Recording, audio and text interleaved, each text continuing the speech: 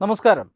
പശ്ചിമ ബംഗാൾ തെരഞ്ഞെടുപ്പിൽ കേന്ദ്ര സർക്കാർ കേന്ദ്രസേനയെ വിന്യസിച്ച് വോട്ടർമാരെ അടിച്ചമർത്താൻ ശ്രമിക്കുകയാണ് എന്ന ആരോപണവുമായി രംഗത്ത് വന്നിരിക്കുകയാണ് പശ്ചിമ ബംഗാൾ മുഖ്യമന്ത്രിയും തൃണമൂൽ കോൺഗ്രസ് അധ്യക്ഷയുമായ മമതാ ബാനർജി.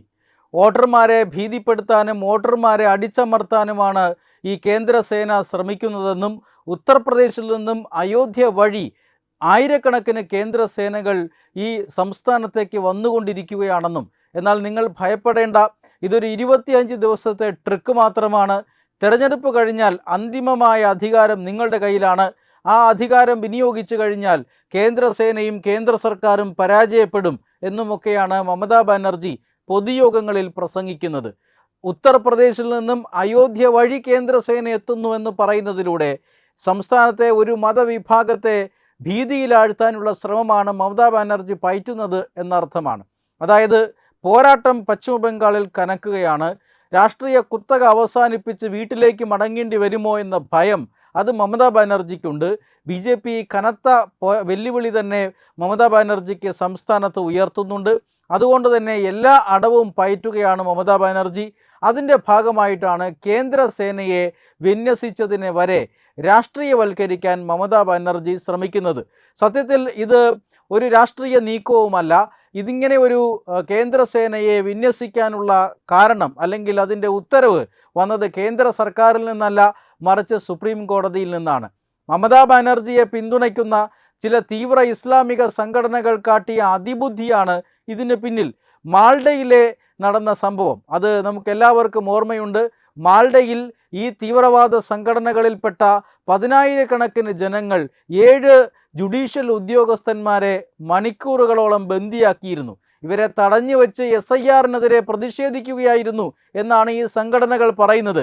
പക്ഷേ ഇത് തടഞ്ഞു വയ്ക്കലും പ്രതിഷേധവുമൊന്നുമല്ല, വലിയ രീതിയിൽ ഭീകര സ്വഭാവമുള്ള ഒരു പ്രവർത്തനമാണ് ഇവർ നടത്തിയത്. വളരെ പ്രധാനപ്പെട്ട 7 ജുഡീഷ്യൽ ഉദ്യോഗസ്ഥന്മാരെ 9 മണിക്കൂറാണ് ഈ ജനക്കൂട്ടം തടഞ്ഞു വെച്ചത്. ഈ 7 ഉദ്യോഗസ്ഥരിൽ 3 പേർ വനിതകളായിരുന്നു.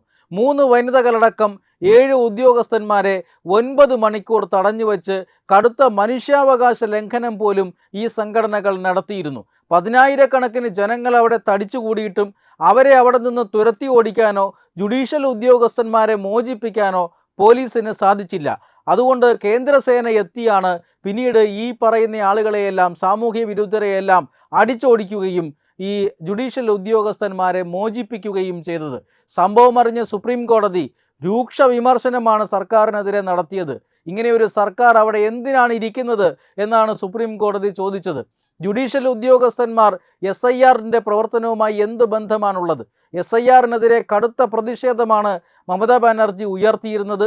സുപ്രീം കോടതി വരെ സ്വന്തമായി കോർട്ടിട്ട് പോയി വാദിക്കാൻ വരെ ശ്രമിച്ചു, പക്ഷെ നടന്നില്ല. SIR-നെതിരെ ഒരു വിധി സമ്പാദിക്കാൻ നടന്നില്ല എന്ന് മാത്രമല്ല, SIR-നെതിരായിട്ടുള്ള നീക്കങ്ങളൊന്നും നടത്തരുത് എന്ന് സുപ്രീം കോടതി മുന്നറിയിപ്പ് നൽകുകയും ചെയ്തിരുന്നു. SIR-നെ തടസ്സപ്പെടുത്താനുള്ള നീക്കങ്ങളാണ് ഈ ജുഡീഷ്യൽ ഉദ്യോഗസ്ഥരെ ബന്ദികളാക്കിയത് വഴി ഈ പറയുന്ന സംഘടനകളും സർക്കാരും ശ്രമിച്ചത് എന്ന് സുപ്രീം കോടതി അതിരൂക്ഷമായി വിമർശിച്ചു. കേന്ദ്രസേന എത്തിയാണ് ഈ പ്രവർത്തകരെ അല്ലെങ്കിൽ ഈ ഉദ്യോഗസ്ഥരെ മോചിപ്പിച്ചത്. അതിനുശേഷമാണ് സുപ്രീം കോടതി ബംഗാളിൽ നീതിപൂർവമായ ഒരു തെരഞ്ഞെടുപ്പ് നടക്കണമെങ്കിൽ കേന്ദ്രസേനയെ വിന്യസിക്കണമെന്ന ഉത്തരവ് നൽകിയത്. അതിൻ്റെ ഭാഗമായിട്ടാണ് 10,000-കണക്കിന് കേന്ദ്രസേനാംഗങ്ങൾ പശ്ചിമ ബംഗാളിൽ എത്തിക്കൊണ്ടിരിക്കുന്നത്. തെരഞ്ഞെടുപ്പ് സമാധാനപൂർണ്ണമായി നടക്കുക, തെരഞ്ഞെടുപ്പ് അട്ടിമറികൾ പരമാവധി ഒഴിവാക്കുക, ഇതൊക്കെയാണ് തെരഞ്ഞെടുപ്പുമായി ബന്ധപ്പെട്ട അക്രമ സംഭവങ്ങൾ, തെരഞ്ഞെടുപ്പിന് ശേഷം നടക്കാനുള്ള അക്രമ സംഭവങ്ങൾ തടയുക, ഇതൊക്കെയാണ് കേന്ദ്രസേനയുടെ ദൗത്യം. അതുകൊണ്ട് തന്നെ വിവിധ വിഭാഗങ്ങളിൽ നിന്നും ഏതാണ്ട് 920 കമ്പനി അർദ്ധസൈനിക വിഭാഗങ്ങളാണ്, കേന്ദ്രസേനയാണ് വരും ദിവസങ്ങളിൽ പശ്ചിമ ബംഗാളിൽ എത്തുക. എന്ന് പറഞ്ഞാൽ 92,000-ഓളം കേന്ദ്രസേനാംഗങ്ങൾ പശ്ചിമ ബംഗാളിൽ തെരഞ്ഞെടുപ്പ് ദിവസം കാവലായി ഉണ്ടാകും എന്നാണ് ഇതിൻ്റെ അർത്ഥം. ഇതിൽ വിരളി പൂണ്ടിട്ടാണ് മമതാ ബാനർജി ഇങ്ങനെയുള്ള ചില പ്രചരണങ്ങൾ നടത്തുന്നത്. പക്ഷേ ഇതൊരിക്കലും ഒരു രാഷ്ട്രീയ നീക്കമല്ല. കേന്ദ്ര സർക്കാരിൻ്റെ ഉത്തരവിൻ പ്രകാരമല്ല ഈ കേന്ദ്ര സേനയെ വിന്യസിച്ചിരിക്കുന്നത്. അത് സുപ്രീം കോടതിയുടെ, രാജ്യത്തെ പരമോന്നത നീതിപീഠത്തിൻ്റെ ഉത്തരവനുസരിച്ചിട്ടാണ് പശ്ചിമ ബംഗാളിൽ ഇത്തവണ കേന്ദ്ര സേന എത്തുന്നത്. പക്ഷേ സുപ്രീം കോടതിയുടെ ഉത്തരവ് കേന്ദ്ര സർക്കാരിനെ സംബന്ധിച്ചിടത്തോളം രോഗി ഇച്ഛിച്ചതും പാല്, വൈദ്യൻ കൽപ്പിച്ചതും പാല് എന്ന നിലയിലാണ്. കാരണം കേന്ദ്ര സേനയെ നിയോഗിച്ചുകൊണ്ട് അവിടെ സാമൂഹ്യ വിരുദ്ധരെ അടിച്ചമർത്താൻ കേന്ദ്ര സർക്കാർ ഉദ്ദേശിച്ചിരുന്നു. പക്ഷെ അതിന് മുമ്പ് തന്നെ സുപ്രീം കോടതിയുടെ വിധി വരുന്നു. അതുകൊണ്ട് ഈ അവസരം കേന്ദ്ര സർക്കാരും വളരെ കൃത്യമായി തന്നെ നിർവഹിക്കുകയാണ്. അവിടെ പ്രശ്നമുണ്ടാക്കുന്നവരെ തല്ലിച്ചതയ്ക്കുക തന്നെയാണ് കേന്ദ്രസേന. മുഖം നോക്കാതെ പുറം അടിച്ചു പൊളിക്കുന്നുണ്ട്. അവിടെ പ്രശ്നമുണ്ടാക്കി ബൂത്ത് പിടുത്തമടക്കമുള്ള പ്രശ്നങ്ങളുണ്ടാക്കി തെരഞ്ഞെടുപ്പ് മാറ്റിവെക്കുന്നതടക്കമുള്ള കാര്യങ്ങളിലേക്കുള്ള ഗൂഢാലോചന നടക്കുന്നു. അതുകൊണ്ട് തന്നെ പ്രശ്നക്കാരെ ശക്തമായി കേന്ദ്രസേന അടിച്ചമർത്തുന്നു. ഈ സാഹചര്യത്തിലാണ് കേന്ദ്രസേനയ്ക്കെതിരെ വിമർശനവുമായി അല്ലെങ്കിൽ കേന്ദ്രസേനയ്ക്കെതിരെ ആരോപണവുമായി മമതാ ബാനർജി തന്നെ രംഗത്ത് വന്നിരിക്കുന്നത്. പശ്ചിമ ബംഗാളിൽ പോരാട്ടം കനക്കുകയാണ് എന്ന കാര്യത്തിൽ തർക്കമില്ല. ഏറ്റവും ഒടുവിലായി പുറത്തു വന്ന സർവേ ഫലങ്ങൾ അനുസരിച്ച് തന്നെ BJP കനത്ത വെല്ലുവിളി മമതാ ബാനർജിക്ക് നേരെ ഉയർത്തുന്നുണ്ട്.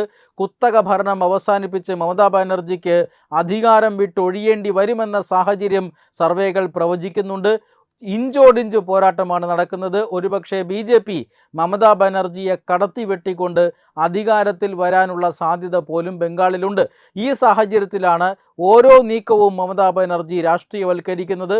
നേരത്തെ SIR നടപ്പിലാക്കിയതിനെതിരെ മമതാ ബാനർജി ഇത്തരത്തിലുള്ള പ്രചരണങ്ങൾ നടത്തിയിരുന്നു. സംസ്ഥാനത്തെ മുസ്ലിം ജനവിഭാഗത്തെ വോട്ടർ പട്ടികയിൽ നിന്നും വെട്ടിമാറ്റാനാണ് സംസ്ഥാനത്ത് ഈ SIR നടപ്പാക്കുന്നത് എന്നവർ നേരത്തെ ആരോപിച്ചിരുന്നു. SIR ഭരണഘടനാ വിരുദ്ധമാണെന്നും നിയമവിരുദ്ധമാണെന്നും ഒക്കെ ആരോപിച്ചിരുന്നു. ഇങ്ങനെയുള്ള ആരോപണങ്ങളുമായിട്ടാണ് അവർ സുപ്രീം കോടതിയിൽ പോയത്. പക്ഷേ സുപ്രീം കോടതിയിൽ നിന്നും അവർക്ക് കനത്ത തിരിച്ചടിയേറ്റു. ഇപ്പോൾ വോട്ടെടുപ്പ് അടുത്തു വരുന്ന ദിവസങ്ങളിൽ വലിയ പോരാട്ടം തന്നെ അല്ലെങ്കിൽ വലിയ വെല്ലുവിളി തന്നെ മമതയ്ക്ക് BJP ഉയർത്തുന്നുണ്ട്. ഈ വെല്ലുവിളി നേരിടാനാണ് ഇപ്പോൾ ഇത്തരത്തിലുള്ള കേന്ദ്രസേനയുടെ വിന്യാസം അടക്കമുള്ളവ രാഷ്ട്രീയവൽക്കരിക്കാൻ ശ്രമിക്കുന്നത്. മമതാ ബാനർജിയുടെ ആരോപണങ്ങളിൽ വസ്തുതാപരമായ അടിസ്ഥാനമൊന്നുമില്ല എന്ന് നമുക്ക് മനസ്സിലാകും. കാരണം ഇതാദ്യമായിട്ടല്ല കേന്ദ്രസേനയെ പശ്ചിമ ബംഗാൾ പോലെയുള്ള സംസ്ഥാനത്ത് നിയോഗിക്കുന്നത്. പ്രശ്നബാധിതമായ എല്ലാ പ്രദേശങ്ങളിലും കേന്ദ്രസേനയെ ഇതിനു മുമ്പും നിയോഗിച്ചിട്ടുണ്ട്. 2024 നടന്ന ലോക്സഭാ തെരഞ്ഞെടുപ്പിൽ 90,000-ഓളം കേന്ദ്രസേനകളെയാണ് അവിടെ നിയോഗിച്ചത്. ഇപ്പോൾ 92,000 മാത്രമേ വർദ്ധിച്ചിട്ടുള്ളൂ. ഇതിനു മുമ്പ് നിയമസഭാ തെരഞ്ഞെടുപ്പുകളിലുമെല്ലാം ഇത്തരത്തിൽ കേന്ദ്രസേനയുടെ നിയമനം ഉണ്ടായിട്ടുണ്ട്. ഇതൊരു സാധാരണ പ്രക്രിയ മാത്രമാണ്. തെരഞ്ഞെടുപ്പ് സുഗമമാക്കുന്നതിന് വേണ്ടിയിട്ടുള്ള പ്രവർത്തനം മാത്രമാണ്.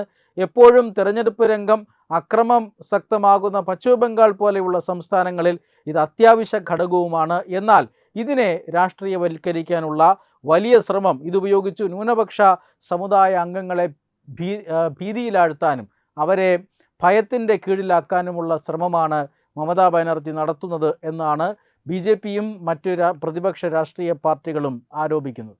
വെബ് ഡെസ്ക് തത്വമൈ ന്യൂസ്. HIV അണുബാധ സന്തോഷപൂർണമായ ഒരു ജീവിതത്തിന് തടസ്സമല്ല. HIV അണുബാധയ്ക്ക് ഫലപ്രദമായ ചികിത്സ ഇന്ന് ലഭ്യമാണ്. ഇതിന് യഥാസമയം അണുബാധ കണ്ടെത്തുന്നതും കാലേക്കൂട്ടി ചികിത്സ നടത്തേണ്ടതും അത്യാവശ്യമാണ്. സൗജന്യമായ ചികിത്സയും മാർഗനിർദ്ദേശങ്ങളും സർക്കാർ ആശുപത്രികളിലെ ART അഥവാ ഉഷസ് കേന്ദ്രങ്ങളിൽ ലഭ്യമാണ്. ആരോഗ്യ സംരക്ഷണം ഓരോരുത്തരുടെയും ഉത്തരവാദിത്തമാണ്.